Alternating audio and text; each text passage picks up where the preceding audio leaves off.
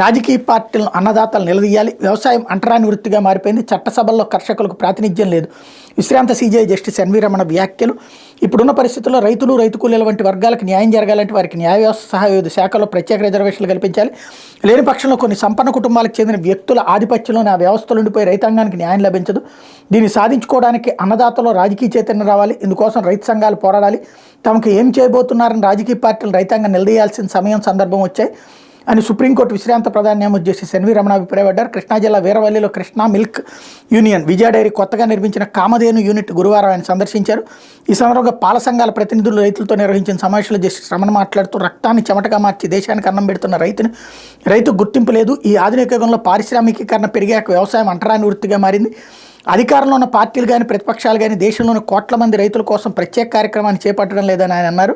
దేశంలో వ్యవసాయాన్ని ఒక పరిశ్రమగా గుర్తించలేదని, చట్ట ప్రకారం అవసరమైన రక్షణ లేదని అన్నారన్నటువంటి వార్తని హైలైట్ చేశారు.